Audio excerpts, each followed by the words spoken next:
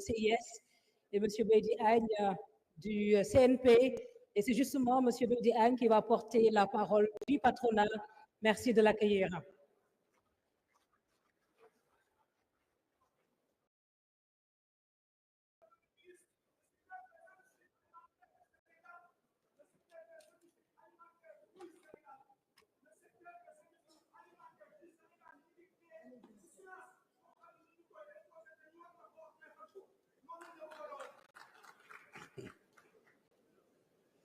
Monsieur le Premier ministre,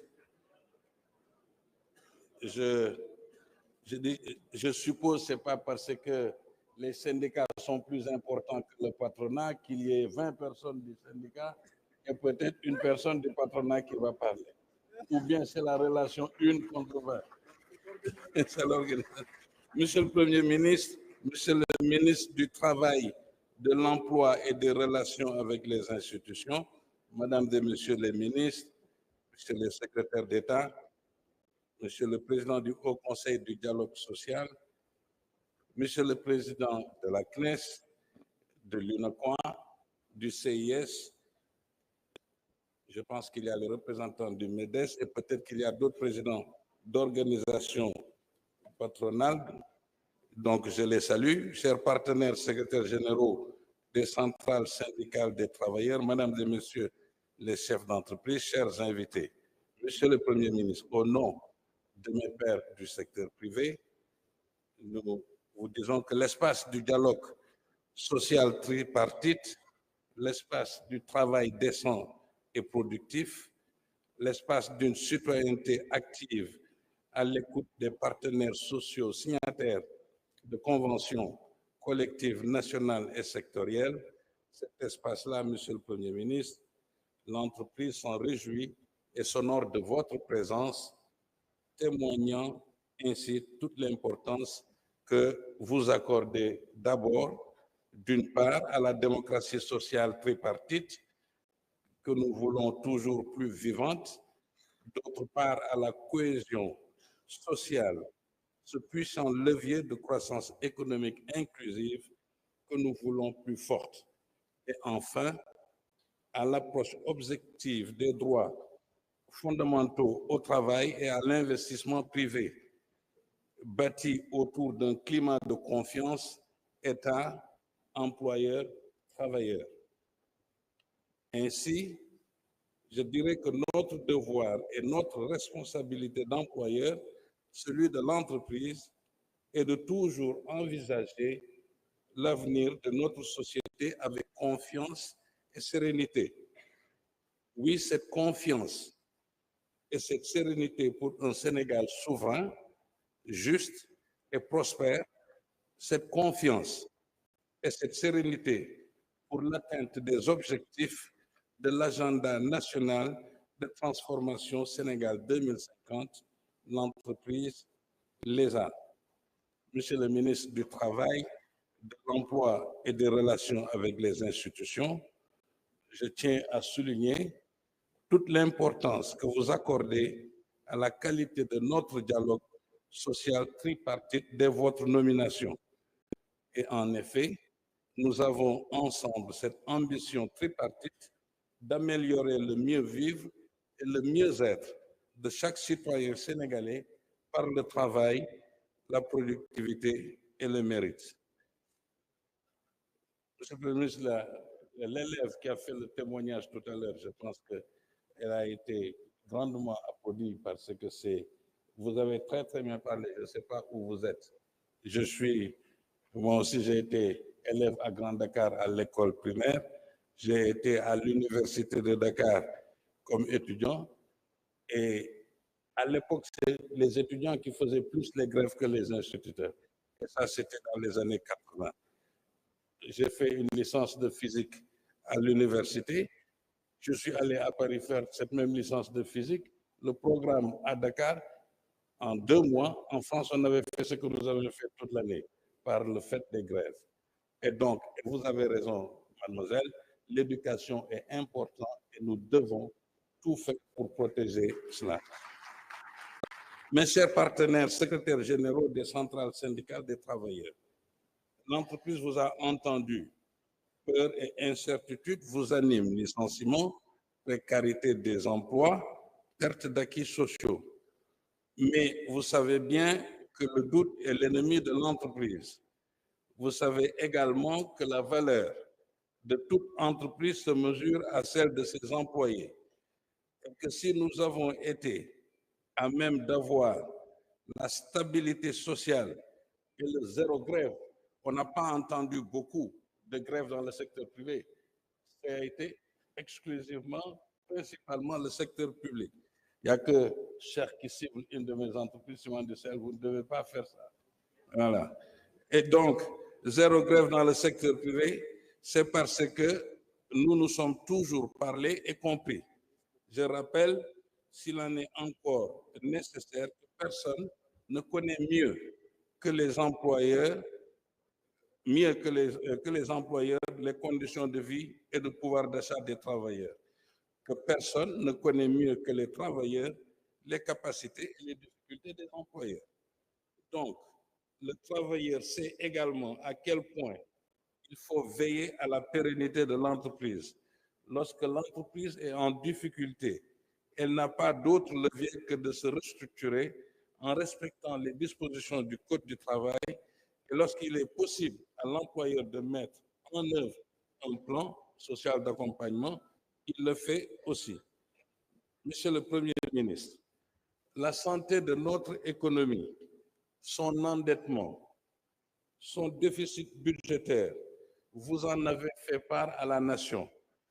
Nous venons aussi d'écouter le ministre des Finances qui est allé dans plus de détails et d'explications. Bien sûr, la noblesse de la gouvernance républicaine, c'est ce pouvoir que vous avez, vous, Monsieur le Premier ministre, d'écouter, de décider, de réaliser des actes de portée sociale et économique pour le bien de la nation. Vos premières directives primatoriales relatives aux réformes et aux urgences socio-économiques ont retenu toute l'attention de l'entreprise. Et nous avons noté que le temps pour vous est désormais à l'action pour sortir de cette zone de turbulence. L'entreprise a été fortement éprouvée. Elle a subi ces dernières années une série de chocs exogènes successifs et sans précédent. Et pourtant, elle a fait montre d'une grande résilience en supportant des surcoûts financiers de 10 chocs. Mieux, elle a répondu favorablement aux cahiers de doléances des travailleurs, notamment à travers la hausse du SMIC, du SMAC, ainsi que les salaires catégoriels. Cette résilience d'année en année s'est traduite par une dette intérieure qui s'amplifie, des créances auprès des banques et des fournisseurs qui augmentent, des obligations fiscales et sociales de plus en plus difficiles à honorer, faute de trésorerie. Les chefs d'entreprise, quel que soit leur secteur d'activité et la taille de leur entreprise, nous disent, Monsieur le ministre, Monsieur le Premier ministre, que la situation est difficile et qu'ils ont aussi un peu sur le dos les impôts qui poussent, la douane qui pousse, le contrôle économique et l'inspection du travail. Bien sûr, Monsieur le ministre des Finances, nous sollicitons qu'on ait des concertations plus régulières avec vous, vu la situation que nous avons. C'est une sollicitation et une demande du secteur privé, Monsieur le Premier ministre, d'une façon générale, à plus de concertation avec tous les ministres. Et la demande, quand le secteur privé sollicite, c'est généralement pour des intérêts pour le pays. Et nous renouvelons cette demande. Les réajustements de notre politique économique et budgétaire, ils les comprennent. Les contraintes de l'État également. Cependant, même si c'est difficile pour l'État, n'oublions pas que le chef d'entreprise n'a ni les capacités de l'État, encore moins les leviers gouvernementaux lui permettant d'agir en conséquence. Donc, Monsieur le Premier ministre, chers partenaires secrétaires généraux des centrales syndicales des travailleurs, la qualité de notre démocratie sociale est citée en exemple partout dans le monde. Et cela, nous le devons au sens profond de notre tripartisme constructif. L'ascenseur social, si cher aux travailleurs, ne peut se prendre sans l'ascenseur économique, si cher aux employeurs. C'est l'économie qui nourrit le social. Vous disiez tout à l'heure, les travailleurs, c'est important, mais s'il n'y a pas d'entreprise, il n'y a pas de travailleurs. Donc, c'est l'économie qui nourrit le social. À cet effet, si le secteur privé est un acteur clé de l'agenda national de transformation Sénégal 2050, alors on ne saurait se limiter uniquement à un dialogue social tripartite. Ainsi, pour l'entreprise, le dialogue public-privé constructif est un impératif. Le Sénégal ne peut construire sa souveraineté économique sans son secteur privé national, sans ses énergies nationales productrices de richesses. Les relations entre l'État stratège et sa grande famille d'entrepreneurs nationaux doivent être bâties sur la confiance, l'engagement, la solidarité, la transparence et le respect mutuel. L'entreprise prend les risques d'investir et ce n'est pas une charge pour la nation, mais plutôt ce partenaire qui contribue à la fiscalité. Cette entreprise-là n'est pas un lieu de privation ou de discrimination pour les travailleurs, mais plutôt ce créateur d'emplois qui permet la promotion sociale, l'égalité des chances et la redistribution des revenus décents. Cette entreprise-là vous renouvelle, Monsieur le Premier ministre, sa totale disponibilité. Oui, sa disponibilité pour notre souveraineté économique, alimentaire, numérique et énergétique. Depuis des années, le secteur privé national demande l'élargissement du contenu local à des secteurs porteurs de croissance stratégique et de souveraineté nationale. Mieux, nous avons proposé à l'État la mise en place d'une loi de portée générale sur le contenu local, permettant ainsi aux départements ministériels concernés de procéder à des déclinaisons réglementaires et juridiques en fonction de la nature du secteur d'activité ciblé. Aujourd'hui, Monsieur le Premier ministre, c'est avec une grande satisfaction que nous accueillons la directive présidentielle relative à la finalisation du projet de loi sur la souveraineté économique. Je pense que ça mérite d'être applaudi, ça, par contre. Merci. Merci beaucoup. Cette loi, nous en avons besoin pour une plus forte intégration de notre secteur productif. Soutenir son secteur privé national se pratique partout dans le monde, soit dans le cadre de la législation nationale, soit dans le plus grand silence, mais surtout avec une profonde complicité entre l'État et son secteur privé national. J'ai pensé tout à l'heure, Monsieur le Premier ministre, que Mody Guiro, en fait, nous provoquait, qu'il provoque le patronat. Quand il a fait référence au comité d'orientation stratégique du pétrole et du gaz. En effet, toutes les composantes, Monsieur le Premier ministre, de la nation sont représentées, sauf le patronat, acteur socio-économique majeur dans la création de richesses et d'emplois durables, mais aussi au regard des impacts de la production pétrolière et gazière dans les entreprises. Je pense que c'est une omission, parce que, bon, c'est une omission. Le secteur privé peut-être était présent un peu à travers les institutions comme Conseil économique qui étaient membres, et donc il y avait le patronat était représenté par le Conseil économique au COS-Pétrogaz. Maintenant, Guiro, il dit qu'ils sont présents. Société civile, ils sont présents. Le patronat n'est pas présent. J'ai saisi le ministre de l'Énergie. J'ai saisi aussi le président de la République pour dire que peut-être qu'il faut qu'on voit comment on peut arranger ça pour qu'ils ne se moquent pas de nous. Le paiement de la dette intérieure. Nous savons qu'elle est l'une de vos priorités, Monsieur le Premier ministre, que c'est une priorité du gouvernement.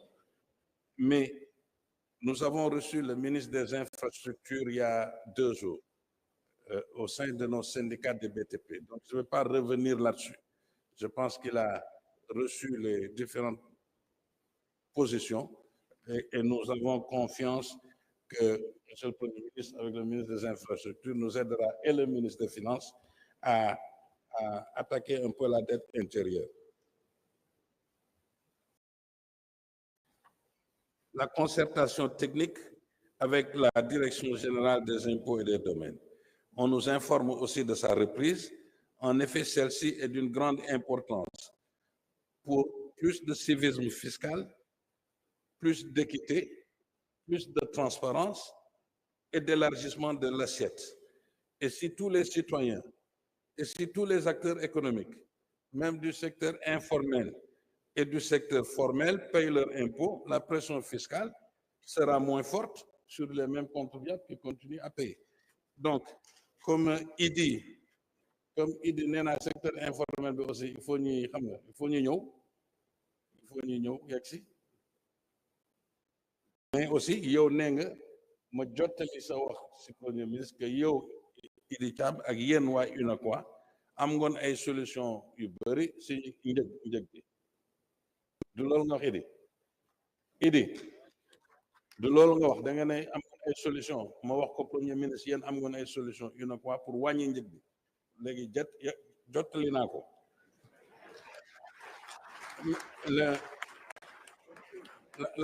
la problématique des subventions. Nous pensons que c'est leur soutenabilité au-delà d'une certaine durée qui se pose.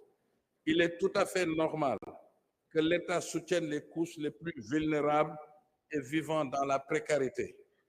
La question est de savoir si toute la population et tous les acteurs économiques ont besoin d'être subventionnés. Ministre des Finances n'est que yow soxlawuloo ko, man aussi soxlawuma ko, ñin aussi soxlawuñu subventionné. Donc d'accord nañu ak yéen. Les subventions doivent être mieux ciblées pour donner plus de capacité à l'État. Donc, nous sommes effectivement pour une approche affectant moins le budget de l'État et en ne mettant pas les entreprises en situation de difficulté. Monsieur le Premier ministre, l'entreprise a noté vos valeurs républicaines, empreintes de citoyenneté, d'équité, de rupture, d'engagement, de travail pour un Sénégal souverain et prospère. Cette nouvelle dynamique patriotique de gouvernance suscite l'espoir de la nation. L'entreprise est à vos côtés pour notre souveraineté nationale, pour l'amélioration des conditions de vie des citoyens sénégalais, mais elle souhaite également que l'on veille ensemble à sa pérennité.